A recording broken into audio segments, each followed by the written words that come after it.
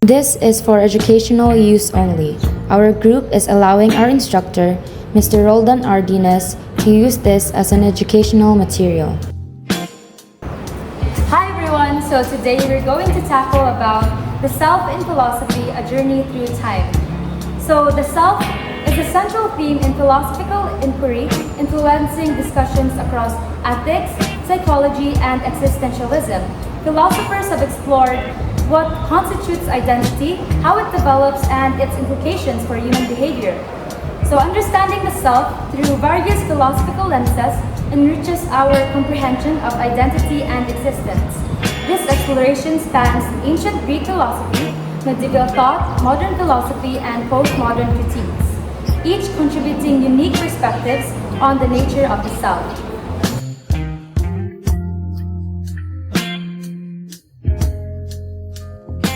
Objectives. Ancient Greek explores Socrates, Plato, and Aristotle's views on the self. Medieval discuss St. Augustine and Anthony de Mello's perspectives. Modern examine Descartes, Locke, Hume, Kant, Churchland, Husserl, and Ponty. Postmodern and Eastern introduce Foucault, Rorty, and Eastern philosophical views. Synthesize, compare, and contrast these perspectives on selfhood. Socrates. Socrates contributes the Socratic method and ethical self-examination. Socrates emphasized the importance of self-knowledge as a pathway to virtue. He believed that understanding oneself is foundational for ethical living. His dialectical method encouraged individuals to engage in dialogue and critical questioning to uncover their beliefs and motivations. The famous quote of Socrates is, "The unexamined life is not worth living," which underscores the necessity of introspection for personal growth. Plato. Plato contributes the theory of forms and tripartite soul. Plato proposed that the soul consists of three parts. We have the rational, which means the reasons, spirited, which means will, and lastly the appetitive, which means desires. Each part plays a role in shaping individual behavior and identity. He believed that a well-ordered soul leads to a just individual. Harmony among these parts is essential for achieving virtue. Introduce the idea of the ideal forms, abstract representation of concepts that influence personal identity.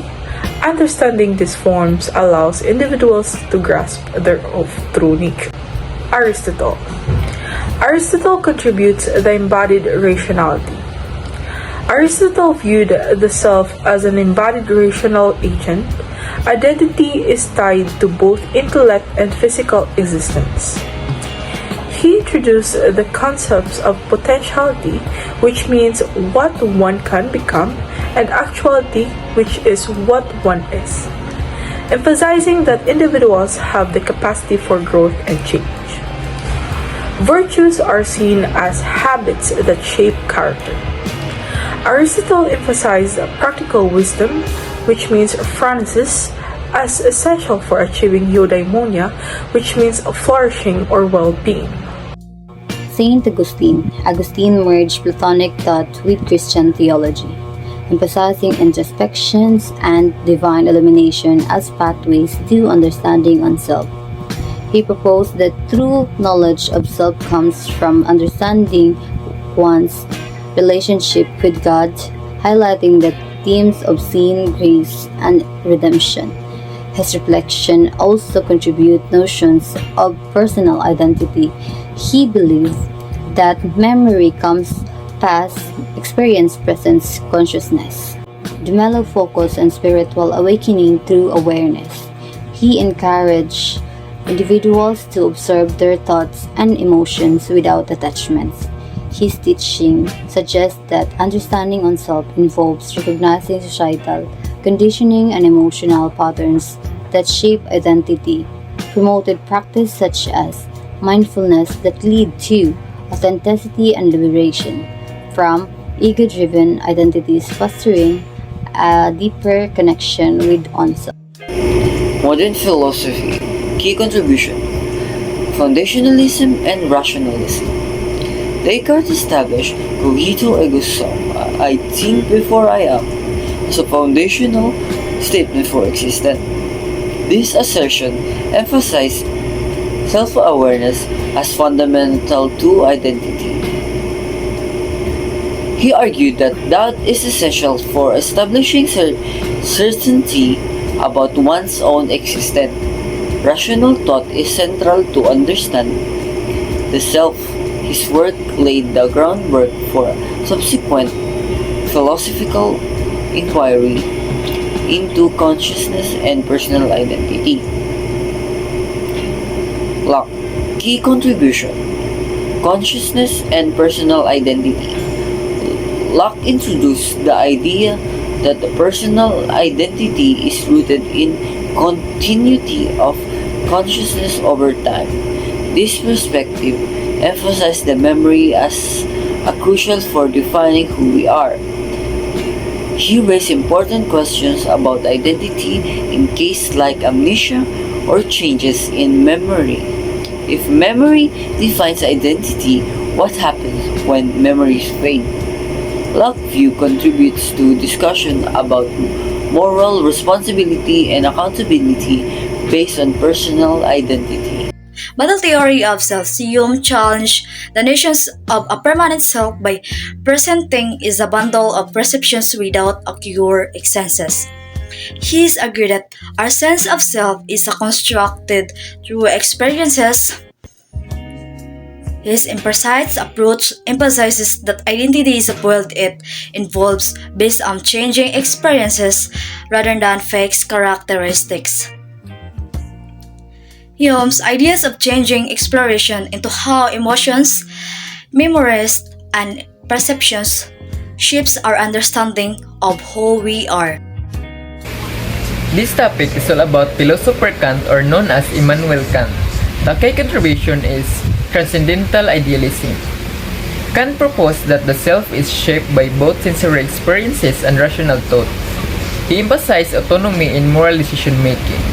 His introduction of categories of understanding helps structure our perception of reality. Moral agency becomes central to his view of identity. Kant's work bridges rationalism and empiricism, offering a nuanced understanding of how we come to know ourselves. These thinkers challenge traditional philosophical perspectives and offer new ways to approach the self and mind. Churchland believes that to truly understand consciousness and identity, we need to integrate insights from neuroscience with philosophy. He argues that traditional philosophical views on the mind are often outdated and should evolve to include biological understandings of mental processes. Now let's move to the challenging dualism. Churchland's perspectives directly opposes dualistic notions, the idea that the mind and body are separate entities. Instead, he emphasized that our thoughts, emotion, and sense of self are deeply rooted in the biological workings of the brain. Scientific perspectives. This approach shifts the focus towards a scientific understanding of mental phenomena, promoting the idea that our identity and consciousness are products of complex neural processes. Now let's move to Edmond Husserl and Maurice Merleau-Ponty, key figures in phenomenology. Husserl's contribution. Husserl introduced the concept of intentionality. This means that consciousness is never isolated. It's always directed towards something, whether it's an object, thoughts, or any experience. He proposed that this intentionality shapes how we perceive ourselves and the world, placing experience at the center of understanding identity. Merleau-Ponty focused on embodiment. Maurice Merleau-Ponty took Husserl's ideas further, emphasizing the embodied nature of experience. He argued that our perception of self is not separate from our physical existence. For Merleau-Ponty, the body and mind are inseparable. Our lived experiences, how we move, interact, and feel are fundamental to how we understand ourselves. Then let's go to the challenging Cartesian dualism. Both thinkers rejected Cartesian dualism, which views the body and mind as distinct. Instead, they focus on the unity of body and mind, showing how lived bodily experiences shape identity. Now, let's explore postmodern perspective on identity, focusing on the contribution and Marcus, Derrida, and Michael Foucault. Both thinkers challenge traditional notions of identity, emphasizing the fluidity and social construction of the self.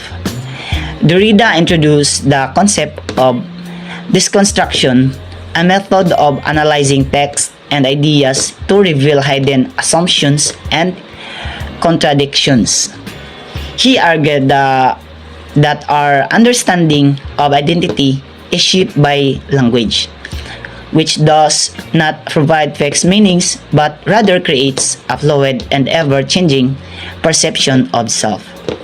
Fluid constructs. According to Derrida, identities are not stable entities. They are influenced by cultural narrative and are always in flux. For example, the way we define ourselves depends on the words, metaphor, and societal structures available to us in a given context. And for the challenging fixed meanings, by questioning fixed definitions, Derrida's approach invites us to rethink identity as something open-ended and shaped by interpretation rather than absolute truth. Contribution pragmatism. Rather to emphasize narrative over objective truth and sharply identity, he argued for a flexible view of selfhood based on personal stories rather than fixed essence. His pragmatic approach encourages individuals to construct their identity through lived experience rather than adhering strictly to philosophical doctrines. Eastern philosophies or ageist Buddhism can contribute non-self or anatta and interconnectedness. Eastern philosophies introduce concepts like anatta or non-self, suggesting that clinging to a fixed identity leads to suffering. This perspective constructs sharply with Western notion of individualism. Emphasize interconnectedness among all beings. True understanding of selves comes from recognizing one relationship with others rather than maintaining an isolated mindfulness practice promote and awareness as a means to realize one true nature beyond ego-driven identities to steering composition towards oneself and others.